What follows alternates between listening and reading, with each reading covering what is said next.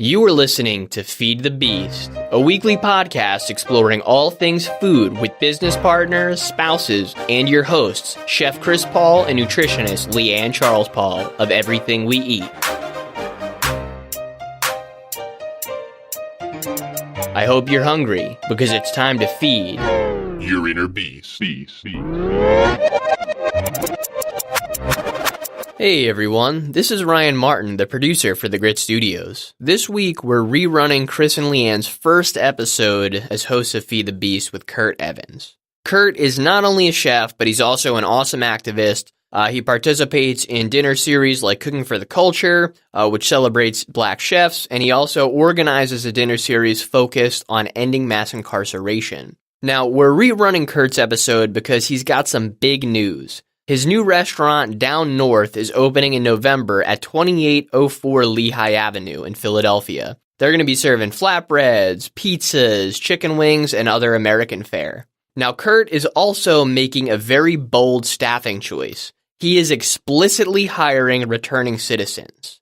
And a side note, returning citizen is the proper term for a formerly incarcerated individual. So part of his business plan is explicitly to hire these individuals. Now, one of the biggest barriers for returning citizens trying to reintegrate into mainstream society is finding employment. So we really commend Kurt for his commitment and drive to do the right thing by creating these opportunities, and we really want to just congratulate him on his new endeavor. So we really hope you enjoy the interview, and without further ado, here we go. So we have our guest here, Kurt Evans. How you doing, Kurt? I'm good. Awesome. Welcome. Thank you so much for coming in. Yeah, it's been a long time. I followed Kurt for a while on Instagram. He's doing a lot of great things. And, this is why I really wanted to get him in, because it's really tough working with a lot of projects. And I think a lot of people don't realize, like, entrepreneur, it sounds really fun and great, but it's like, I'm like, damn, sometimes I actually just got a job or something every now and then. And, but the struggle is fun. I think if you have the heart for it, it's a good time. Yeah. So, Kurt, tell us a little bit about yourself, your cooking backgrounds, all that. I didn't have the conventional cooking background. I always, my dad always said if you wanted to be somewhere, put yourself there. So, I wanted to be a chef, but growing up, my traditional background came from hunting and fishing with my dad and my grandfather and my uncles. And my grandma, we would bring food back home, and my grandma is like, I'm gonna show you how to do this one time. So she'll butcher something, and it's like, I'm gonna show you this one time. She had to show me like 2-3 times. Some things 2-3 times, but like the fish part, I got it one time. But like animals and stuff, like little ducks and rabbits and stuff, it took more than once. Oh, where did you grow up in? Was that? No, I grew up in Southwest, but cool. My father is from Connecticut. So my summers I spent in Connecticut until I was about 13. I spent my summers in Connecticut. That's a really cool experience. Yeah. Because I was thinking like hunting, and I'm like, where? And like, where you go? Yeah. So you can in PA, but I guess Yeah, you got, and it's like all types of licenses and stuff. Yeah. We would go right up to Vermont, Maine, go fishing, stuff like that. So yeah, I've been going fishing since I was about 6 on like a boat, like a deep sea fishing. Oh, that's great. Yeah, that's cool. What's the coolest thing you've caught? Like deep sea fishing. Deep sea fishing. The first time I caught a bluefish. Ooh. These fish are fighters. Really? They fight. It's not like an easy, any type of, especially if you get a fish over a certain amount of weight, it's going to be tough reeling it in. Mm-hmm. But a bluefish, it's just like, they're just like, like it's basically like pulling in a baby shark. Really? How it's fighting. Oh, wow. And it took me, I had to be about like 15. It took me from the front of the boat. I always got to the front of the boat. And the funny thing about it, I always got seasick.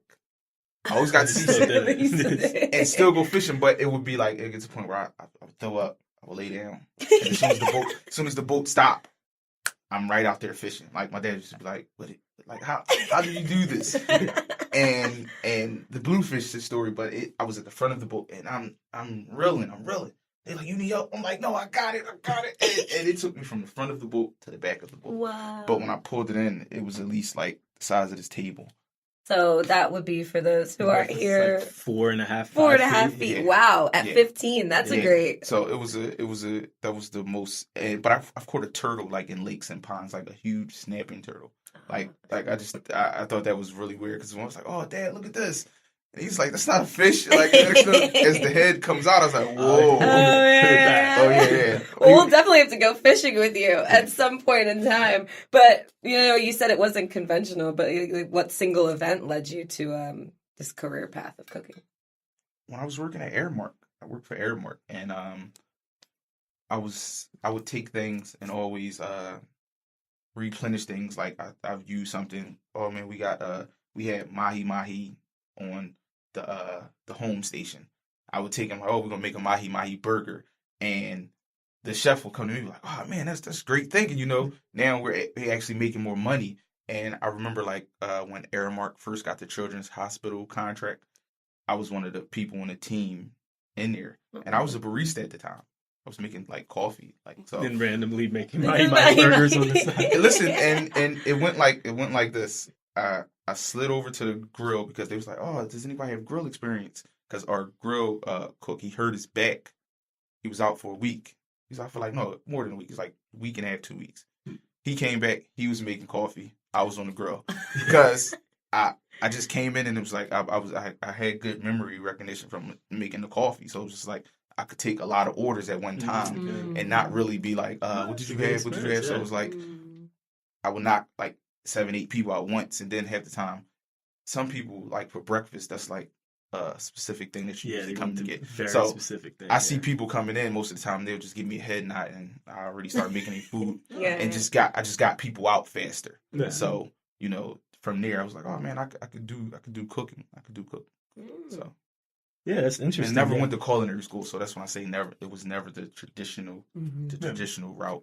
And I think that's one thing with this industry. We find that even when you do go to culinary school, the misconception is that like you become a chef, and there's no direct correlation. And there's no direct correlation. Like I have a friend, his sister, she graduated from CIA, and she did her extern like over in like Singapore. Oh wow! And her husband is like, yo, you make burritos now. Like you have all of this debt and you're making burritos. Yeah. Like so, it's a lot of people, they don't understand. Like as soon as you graduate culinary school, you're like a chef.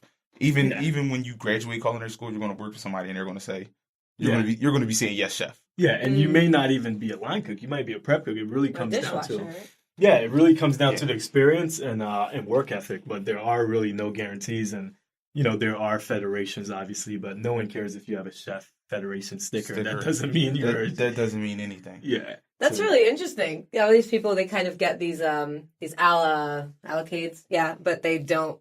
It doesn't work for them. It comes on the back end. It comes on the back end. Oh, and okay. you know what? You know what it's good for if you go to. I mean, and I can't even say that because I worked at a job where, he was like the VP of like, and he didn't even graduate high school. Like he didn't graduate high school, but he's been like he had so much work experience, and where he's worked at, he was the head executive chef for ESPN building. So it was just like then he can go to Flick Hospital. I mean, he can go to Compass Group.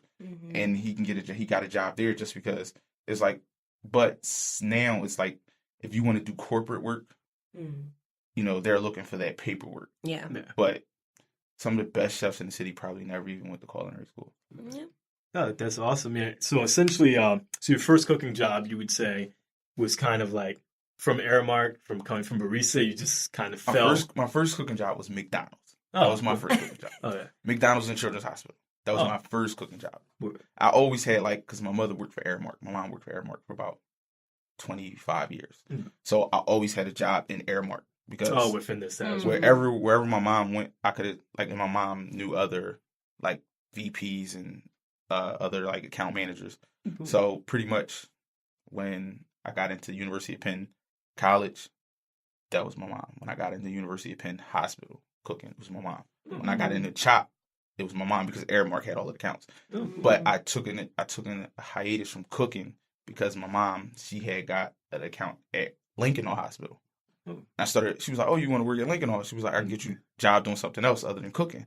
And I was like, well, what is it? It was patient transport. I did patient transport for about 9 years. Oh, wow.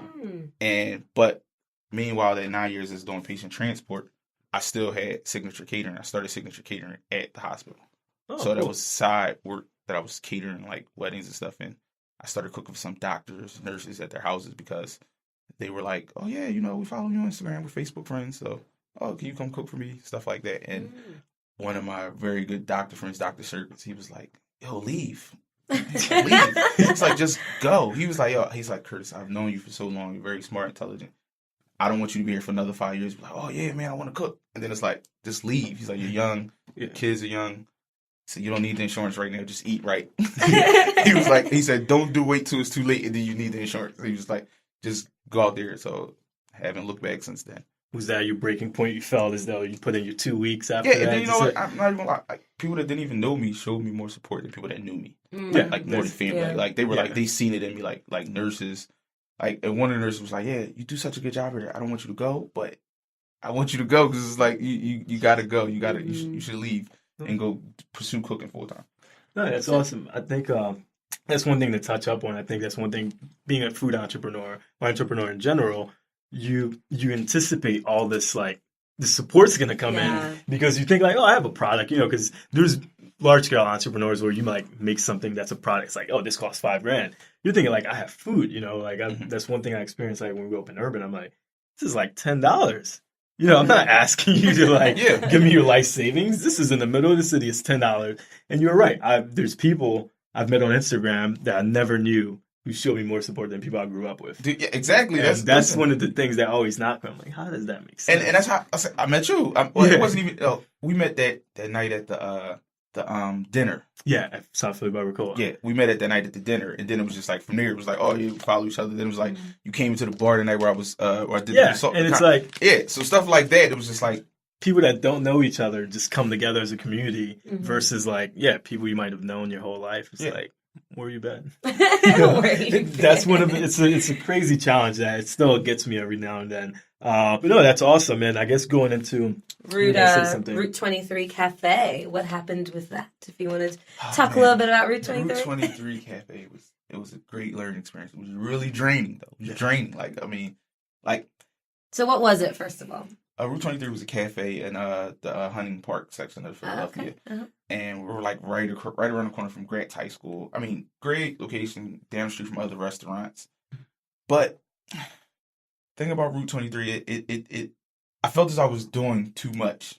I felt as I was doing too much because it was like I could have saved myself a lot of time when I'm in the depot. Like a lot of people, we shop independent. We shop at Restaurant Depot. A lot of people don't have Cisco accounts. So a lot of people go to Restaurant Depot to do their own shopping. We were making a salmon cheesesteak. Now, the salmon cheesesteak is something that was been replicated. I've seen a lot of other people do it, but the concept of how we did it, we were actually making salmon, taking salmon fillets, and actually we would fabricate the whole salmon. Like, so we would break. I would get a case with 2-3 salmon in it and break them down. And the salmon cheesesteak came out of, we used the belly fat to make the salmon cheesesteak. So something that would have been thrown away. Super flavorful. So we use that for the salmon cheesesteak.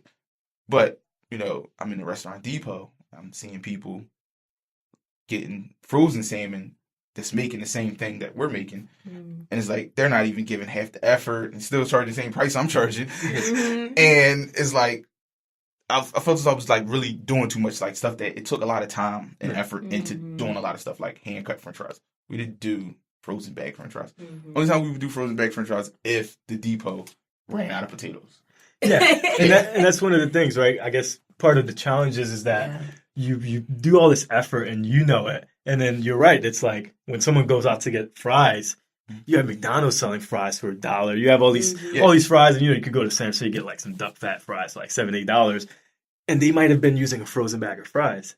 And then you're like, damn, what's all this effort for? Because you can only tell people so much, and that's one thing we realized. You do all these labels, you try to tell people this is local, this is sustainable. Yeah, at one point, at Urban, we had our applesauce. We really got it down to the nitty gritty, and then I was just like, damn, people don't even care, and that's like the saddest thing for a chef, I think, to just be like, no one cares. It's like they just want it hot. Keep trucking though, right? Because at one point somebody is gonna care. Yes. At some point, at some point somebody's gonna care. But it's like, is it worth your sanity? Like, I mean, because like getting up early, like, I mean, it would be times like when you're the owner, you're there usually like every day, all day, especially when you don't have really good help. That's another thing. Some people are like, oh yeah, they treat it like a job. Oh yeah, I'm gonna come and do my, and that's cool because that's what this is for you. But then it's like, for me, it's like I got clothes, and I gotta make sure you clean, because if not, health inspector's down my back. I don't need that.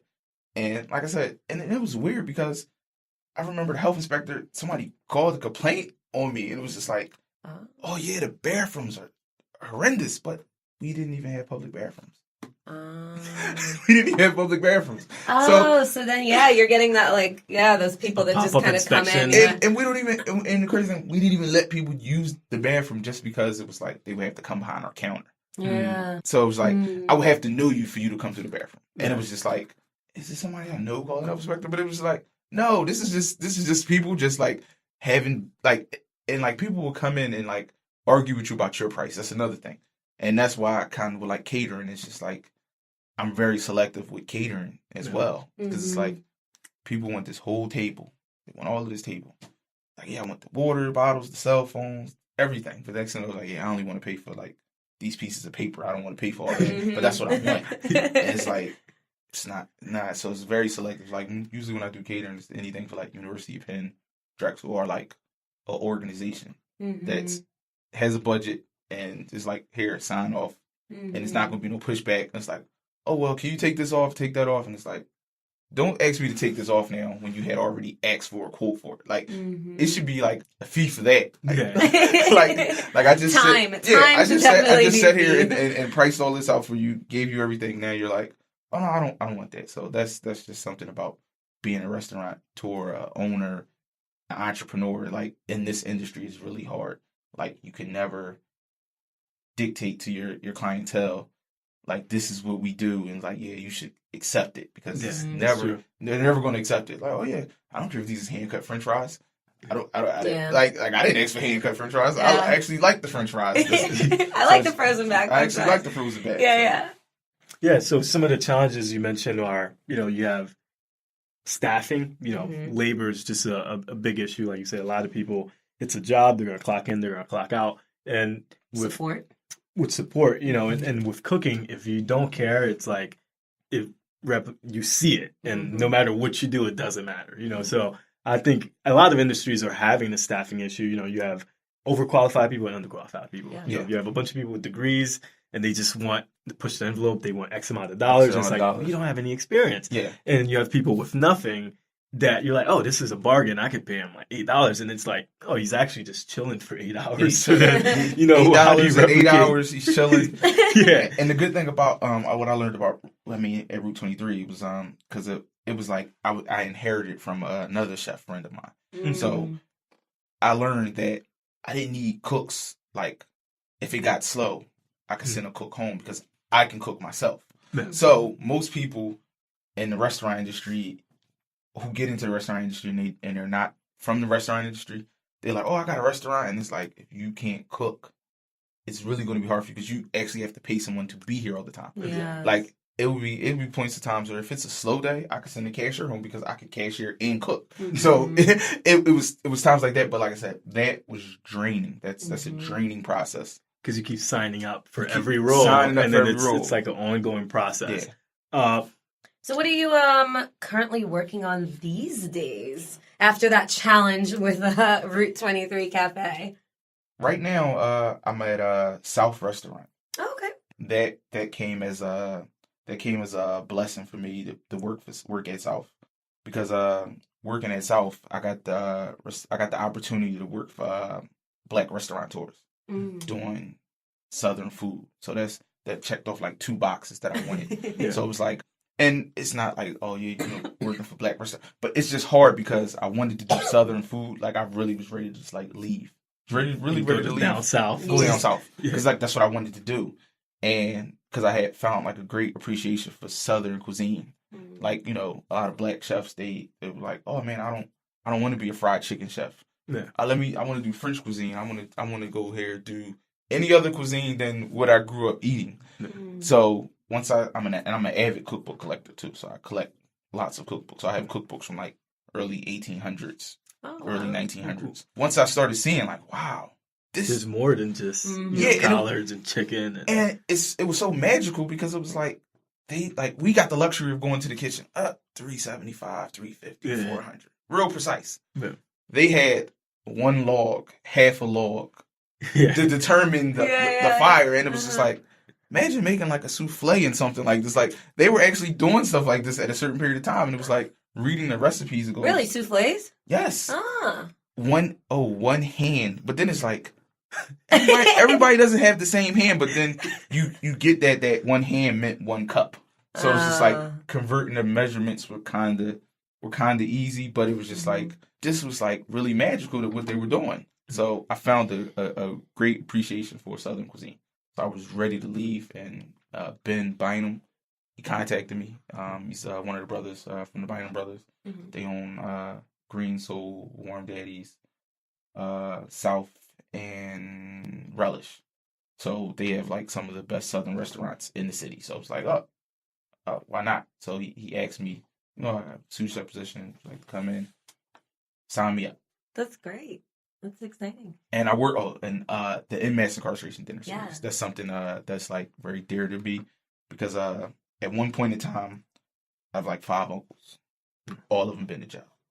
So me growing up, like, I'm going to jail. Like that's what my uncle went to jail. I'm going to go to jail. It's like, and so I had the conversation with my uncle. And he's like, "You don't want to go to jail?" It's like, got you. I don't want to go to jail. Like, but it was just like, so now the dinner series is bringing awareness to the traps of the bail system, reentry, everything that compiles of the criminal justice system that's in place to hold poor people of color back.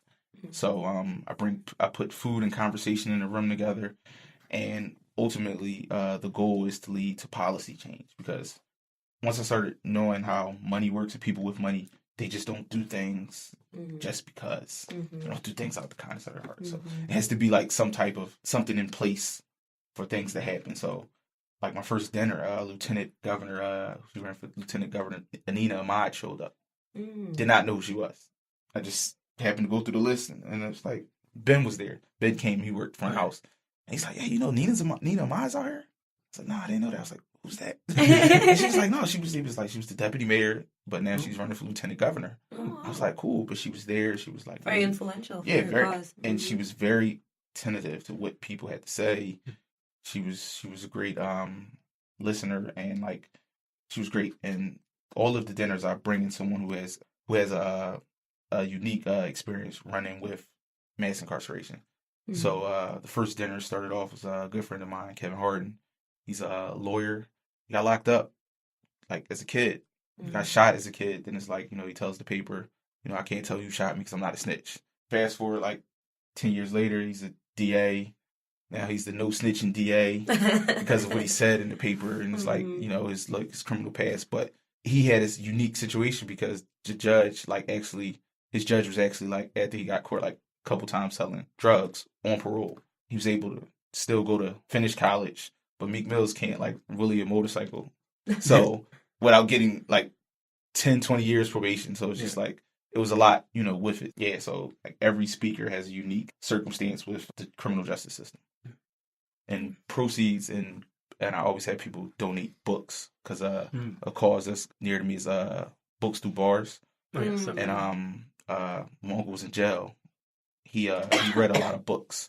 So when he came home, he was able to put his trade into a business. So he really doesn't have to worry about like how a lot of people when they're trying to get jobs, and it's like they could take advantage of you because you're formerly an ex-con. So it's like they treat you differently. So, but he doesn't have to go through that. So just I guess to like recap for our challenges, trials, tribulations, seems like you've had a lot of experiences, and even through family, even through everything from Route 23 to like now. So what are some key takeaways for our listeners who are trying to start a business or in the early stages of owning their business?